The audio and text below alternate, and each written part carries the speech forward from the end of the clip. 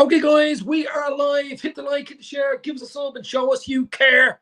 It's Dave's LFC Chats. We're back. I was here last week with Ivan. Keith was away in business. He's back with a vengeance. Ivan won't be here tonight. He's doing business, so it's one of them. But it's great to have Keith back. One or Keith, the how are other. you? It's been a Good, man. while, buddy. Been a Been while, ages. Been ages. Jeez, a lot of water under the bridge since we last spoke. and a lot of trophies being lifted. You know what I mean? Crazy. We do be texting each other and stuff like that, of course. But No, actually, we do doing talk. this is what I meant. Just not this way. Doing this. But look, I mean, it's been a crazy few games. I don't know whether you've seen the stat. The first 4 Premier League games, it's the first time in the Premier League history that a team has won 4 games, consecutive games, after the 80th minute, basically. You know, winners after the 80th minute. It's fucking. And then last night, I mean, in 92nd minute, it's fucking. My heart can't take this. I mean, it's fucking crazy. I can't go through a whole season like that. I hope it chills the fuck out now sooner rather than later. Just bog standard 2-0, 3-0. I don't even mind 2-1, 3-1, as long as it doesn't look like there's jeopardy. Because in most of the matches now, there's looked like there's been, I was at the Bournemouth match. That was crazy. That was crazy. That was crazy. And then listen, every other game past that has been just as crazy, to be honest with you. So, I don't think my heart at my age will keep going if we keep going like that. To be honest with you, I may have to find another sport. But you don't want all your luck running out this stage of the season before the it's second hard to track tactics, isn't it? But what do you make of it, Keith? We're early. Look, we've won 4. People say we're lucky, whatever you want to say. Slottage time, Fergie time. He used to do it for United, remember?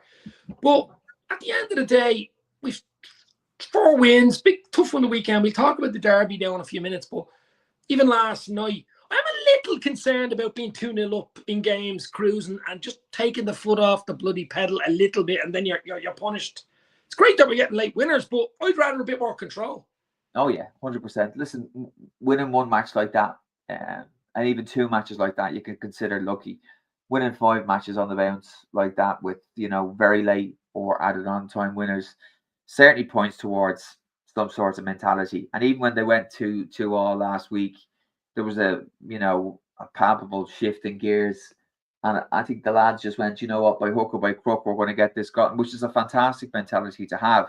And you can have that mentality all you want, but it's not going to work every game. It's just not sustainable going forward. And like you, I think we almost feel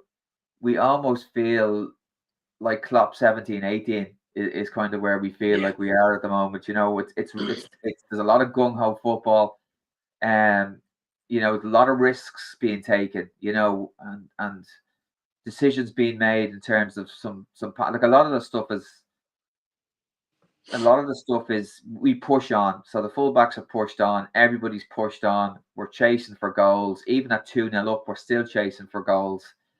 Killer passes, very little control and game management, which is definitely something that needs to be addressed. But when you look at it, there's a lot of new faces in that side, and I think that just takes a little bit of time to kind of gel, to be honest with you. I think certainly when we go out wide, for whatever reason, and it could be by design, there's almost a temptation, and Salah's probably been guilty of it more than not, where he's playing balls into the box, either trying to clip to the back post, or he's trying to play the ball into the box, into feet, right? From the edge of the 18-yard box without going past the defenders and trying to bring it back in, which I know is not his game anyway, to get to the byline across the ball. Invariably, though, if that breaks down in that position and you're against a side that's quite quick on the counter-attack, it's effectively it's the 2 defenders that are left, because both fullbacks are pushed on or they're in supporting attacking positions. And that happened to us twice against Bournemouth, and it happened to us on a couple of occasions, and we are getting found out. So when we do concede possession in those type of areas against the really good sides, invariably it's going to end up in a chance, and a very good chance. Last night was slightly different, to be honest with you, and that I don't know how the first goal stood, but nonetheless it's conceded. The second one is is a ridiculous ricochet, you know, that goes into the top Yeah, corner. So, but still, you know, we've still conceded 2 goals from a position of absolute dominance. So, we had a so it lot of is a chances concern. though, didn't we? It We is, couldn't quite get that third goal, Keith. You know, that yeah, would have and you killed know the what? game. It has been our Achilles heel it has been our Achilles heel, particularly in that competition over the last couple of years. You know, not getting the third goal or not converting the chances. We Yeah, had, you know, particularly PSG, even in PSG, Anfield, second PSG, leg, we 2 or 3 yeah, great chances. yeah, you know, You know, and a couple of finals where we just didn't take our chances either. To be honest with you, where we yeah. could Well, and should have. 2022 final, wasn't it? Yeah, you know, so and that was complete and utter dominance, you know, and couldn't put the ball away, to be honest with you. And you could say yes, Courtois had an absolute worldie that night, and he pulled off some great saves, but you know, there was a lot of chances whereby he shouldn't have got anywhere near the goal, you know, and it has been our Yeah. Achilles heel, you know, going forward. Now, what I do think is when we do get Isaac up and 100%, I think there's going to be a lot more goals, particularly when we play against low block teams. You know, because if he gets the ball, even in a crowded area in the box, he's good enough to shift and he's good enough to find top corner, bottom corner, or wherever the ball needs to go to find the back of the net. You know, I think he's just a natural goal scorer, and it's probably something we haven't had in a long, long time, to be honest with you. So, but you'd have to be concerned with the lack of control, to be honest with you. And if McAllister's not in there, listen, even when McAllister came on, appreciate he came on in the second half. He didn't do a huge amount, to be honest with you. Gravenberch, No, he hasn't been quite right, hasn't he? He has a bit of a niggle or something going on. yeah, yeah. Sorry, excuse me, but like Gravenberch was absolutely immense, and he's very good. He's very good in the transition, and he's very good at when he gets his foot on the ball. But you know, at 2-0 up and we're cruising, you know, we're still looking to kill. Yeah, We're still looking for, you know, where slow build up play, even getting them to suck them out a little bit, control the game, kill 5 minutes here, kill the tempo, kill it as a spectacle. You know, we don't want the lads. The lads don't need to be scoring 5 or 6. We don't want them to be scoring 5 or 6. When it's on, absolutely fine. You'll take a 5 or 6-0. But if you're 2-0 up in a game like that at that level, you know, it didn't feel to us at any stage we were in total control or dominant control, you know, and that is a concern. We don't necessarily have the personnel, I don't think, to be honest with you. they should have shot. Not even to shut up shop, but just to even control and maintain possession, you know, and just to move the ball around and effectively kill it as a spectacle. But like I think I love Szoboszlai. I think he's such a flexible player. We can play him absolutely everywhere, but he's not a 6, and he shouldn't be playing in the 6. You know, he's a head up traveler with the ball. But you know, he's not as effective with his back to play, picking up the ball surrounded by players. You know what I mean? Like, so that is not his game. And without McAllister in there with Gravenberch, I don't really think we've anybody else to really step in and fulfill that role. So it could very well be a season whereby, you know, we're not going to have the best defense, and I don't think anyone's going to have the best defense apart from Arsenal, to be honest with you. But fuck me, we're going to score goals. You know, we're going to score goals. We're going to be We entertaining to watch for the neutral, yeah, like, you know what I mean? yeah, which is why they put us on a half fucking 12 on a Saturday, because you know Yeah, they get choice of that's games, which is an absolute joke. That's But another fucking joke. Yeah. yeah. Well, listen, even the commentary last night in BT, that they're almost praying for an Atletico goal. They're praying for something. They're praying for an upset. They're praying for it. You know, it's Jeopardy. They want jeopardy, don't they? it's They want jeopardy. It's something again. entertainment. Yeah. You know, and it's what they want. And listen, in fairness to us, we fucking deliver it in spades. You know, so listen, I'm not here to fucking moan about where we are. I'm not here to moan about the start of the season at all. To be honest with you, I'm even loath to even pick out anything that's, you know, pick out any bad points. Truth of the matter is, we've played 5 competitive games and we've won 5 competitive games. You know, scoring a hat full of goals, playing some champagne, you know, free flowing, beautiful football. You know, like we should have scored more last night. We were good enough. We created enough chances for 4, 5, maybe even 6 goals last night. But you know, but we got 3. So there are. But I do think once everybody beds in, and what's really good at the moment, I suppose, is that we've got 3 home games on the trot. So I think at 3 home games, if we come out of those 3 home games, I think there's a really good opportunity to get that side used to playing with each other, you know, and a little bit more a little bit more sharper and clinical in terms of our finishing, and if that's the case, like 2 every game should be more than enough for us with the quality of centre halves we have. We shouldn't be conceding any more than a goal. We shouldn't No. be conceding any against most of the teams, but we shouldn't be conceding any more. So we get 2-3 most games, and we look good enough to get 2-3 most games. We'll win most games, you know. So Florian looked decent in the second half last night. You could see why Liverpool paid the money for him. He was going through players, silky. He started off a little bit. The second half, he was giving the ball away and stuff, but he's got to be some player, Keith. He's the quality to shine through. There's no doubt about it. Most people need to realise he's 22 years of age. You know, he's 22 years of age. Yeah. He's come to a new league. He doesn't have anywhere near the space. He's typically going into a scenario where he's playing against in a low block. You know, teams aren't coming out to play. So, you know, his pass will get better. His choice of pass will get better. His link-up play, you know. Yeah, like I think there's a time to go past players. There's a time not to go past 2 and 3 players. Sometimes he's a little bit guilty of taking that extra touch and getting swallowed up. You know, maybe he should move the ball a little bit quicker. I think some of his passing has been a little bit awry. But again, his ceiling is fucking far higher than anybody else. Anybody else is at 22 years of age, you know. So the only person who may have a higher ceiling is Rio, to be honest with you, in terms of what he brings to the game. But you know, unbelievable. Yes, listen, if you're to ask anybody, I don't think anybody is absolutely blown away by him to date. He's shown absolute flashes, to be honest with you. But again, he's 22 years of age. You know, we future-proofed this transfer window. The age, Kerkez, you know, even Frimpong. I think Frimpong is 23. Yeah. You know, Rio just gone 17. You know what I mean? This is just ridiculous. Even he's actually 25. Yeah, exactly. So, you know, I think over the next couple of seasons now, obviously, you know, we will certainly need to address our centre half, to be honest with you. You know, be good to see. Looking forward to seeing Leone, which I presume he'll play against Southampton, to be honest with you. You would think so. Yeah. You would think so. Yeah. And again, he's got a huge ceiling, to be honest with you. But again, he's a very young guy and has a good fucking head. His head hits the ceiling. See the size of him? He's an absolute unit. But again, you know that he's certainly one for the future as well. So the spine looks like it's been really looked after in terms of the next 5, 6, 7 years, to be honest with you. You know, so Unreal.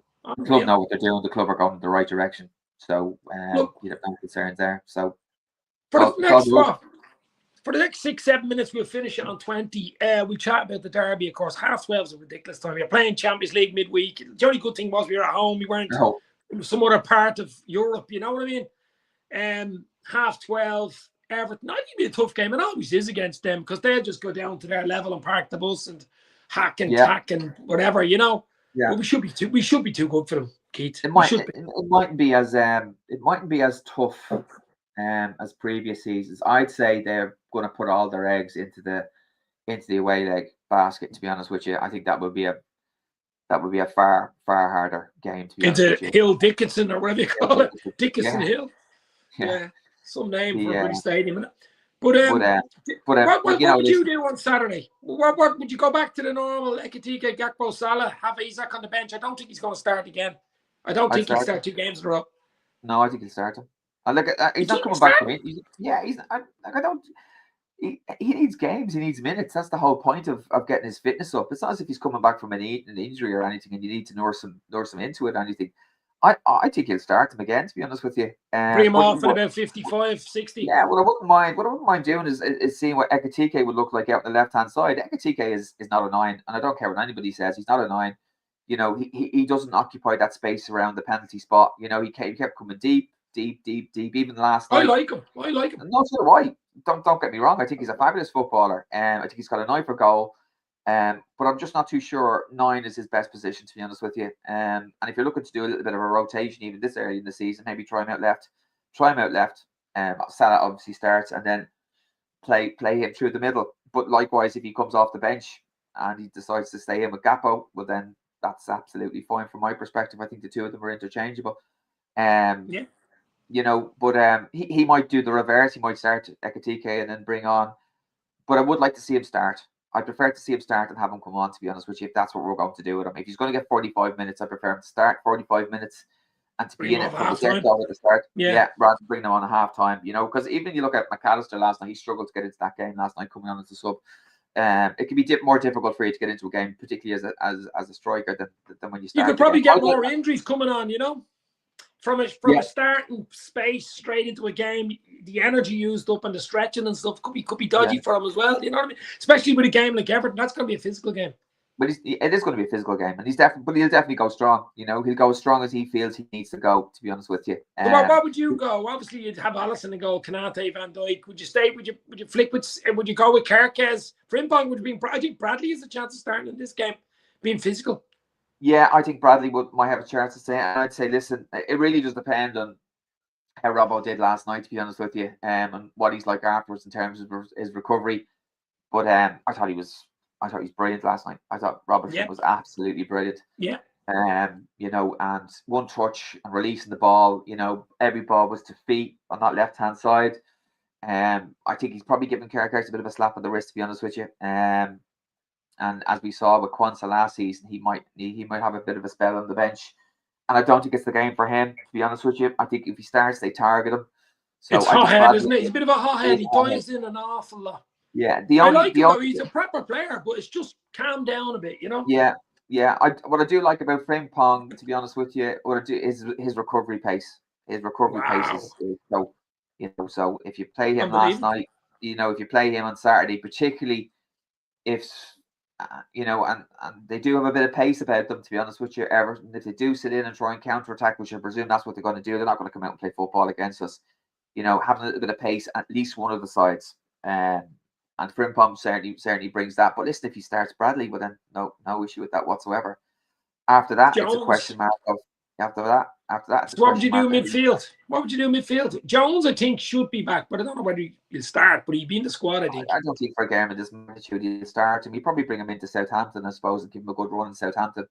Like I'd go grab a Berge McAllister 100% if they're fit enough to do that. And then after that, then you've got a question mark. Yeah, I'm sure he'll start Wirtz, but then what do you do with Szoboszlai, you know, and his energy and his getting around the pitch? Do you put him in at right full again? Put him as a fullback? You know, I don't know. You can always switch him up. One of the bigger games, you know. You can always switch him up, though, you know. What I do like, well, I tell you what I do like though. What I do like about Szoboszlai, particularly later on in the game, when he does move into 8, you know, and everyone retreats, he's probably one of the only players, him, McAllister, who can find the top corner in from the pocket, you know. So wherever he starts, Szoboszlai, I can see him moving into the worst position later on in the game, if we need something, you know, because he will get into that pocket and he will take a shot, and it's something I think you do need to have, particularly when you're playing against a low block. But listen, fucking hell, we've so many options. We've so many options from an attacking perspective. We're spoiled. We're fucking spoiled rotten. And you do hear them crying on the fucking Twitter X, whatever you want to call it, still crying about it. You know, we're lucky, we're doing this, we're doing that. We're winning fucking games. We've got basically a half a new team, really, when you think about all the players that came in. We won the league last year with signing nobody except maybe Chiesa, and he didn't even play last year, really. Yeah. I mean, unbelievable stuff. You know, I think he's got that little Midas touch slot. I'd like him to get a contract extension. No one's really been talking about it because he's already into his second year and he only got a 3-year contract. I'm sure they're working on it. Oh yeah, 100%. I wouldn't say he's very interested. Sure, what other jobs are out there to go past us? To be honest with you, you know, there's no real. We seem to be the exciting project at the moment, don't we? In world football, never mind bleeding Premier League.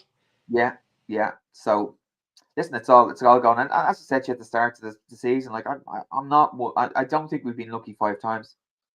You know, I think we've. Yeah. You know, you make your own luck. I think just keep going. Keep going. You do. You make your own luck. You know, you make your own luck. To be honest with you, and we were unlucky not to score from a set piece. And anyway, it was probably our time to score from a set piece in that match. We had 3 or 4 other really good opportunities to score from set pieces against that side, and we're just poor headers. But they were still there. So just all I needed was one good connection, and there was a goal. There was a goal from a set piece. It's just for us. Yeah. It came in the 93rd I think it's just that. I just think it's a bit more control, a bit tidier at the back, and more clinical in front. Because I mean, if you're putting the ball in the back of the net, you don't really have to worry about it too much the other end. Because we'll get a lot more goals. Like the Brazilian in the 70s. Remember the Brazil team in the 70s? Yeah. Yeah, sure. Listen, United did that for years as well. To be honest with you, right through the 90s, you scored 2 and we scored 3, and it's going to be in Fergie time or the 93rd, 94th minute, whenever we need to get when we get one. So and they weren't the lucky side to win all those championships. They just went till the very end. They didn't know when to say die, and that's a fantastic thing to have on the side. Like imagine the belief that team have now at the moment that whenever we need to bring something to the table, we'll be able to do it. It's a fantastic thing to have. Just belief alone. Like when you look at remember the late goals the season we won under Klopp, and the goals we scored against West Ham, I think, in the last minute. There was another couple that we got as well. Villa, remember the goal, the header, Mane header? Yeah, Mane header, yeah. So, deep in time. Like, but that was twice. Yeah. That was twice or 3 times over the season when we did that. We've done it fucking 4 times now, So, won the Champions League. It's fucking crazy. It's fucking crazy. So, you can't continue to do it. We're not going to leave it long now. Did you get a prediction for for Saturday, the derby? But obviously, I won't see you guys until Thursday next week. So we'll have that League Cup game. I think Southampton at Anfield. Yeah. I'm going to go 2-0. I think Liverpool will be too good for Everton. Just got a bit more control. Maybe even Isak will get his debut goal in a derby. That would be nice. It'd be a nice way to bet in. I'm going to go 2-0, and it'll be a mixed team for the Southampton game. You'll have a lot of Leone. You'll have all the young lads. Chiesa will get a game. Endo, even Marmardashvili, all these guys will get a game. Gomez. I'd still expect Liverpool to beat Southampton, a bit closer, probably something like 2-1. But I think the one on Saturday, something like 2-0. Just get the win. Yeah. No injuries. Keep going. Yeah, I still think against most Premier League sides, and never having that bad start to the season, to be honest with you, So I think they score, but I think we might be a little bit more clinical than we were, to be honest with you. And I can see us getting maybe 3. I'm going to go for 3-1. Yeah, okay. I mean, we beat, look, Southampton. I'm not even too worried about the League Cup. My eyes are on the league again. I want to retain this league, Keith. I keep saying it. It's the bread and butter. We haven't retained, I think it's 84, something like that, 84 season. Retain it. Yeah. Get a good run in the Champions League. If we can win that, it's an absolute bonus. But I want this league. Yeah. I want number 21. Yeah. And there's a great opportunity. Just looking at a couple of comments in the text there as well. City play Arsenal the weekend as well. So we do our business, and irrespective of what that result is, that could put us 9 points ahead of. If Arsenal get a result, that's 9 points ahead of City. That's a long. That's a good distance ahead of City. Even a draw there. Even a draw there. And all of a sudden, then you've got daylight. To be honest with you, and I don't think although Arsenal are going to be very, very good, very, very good defensively, I'm not too sure they've bought the goals they need, and they're certainly not going to score as many as we score.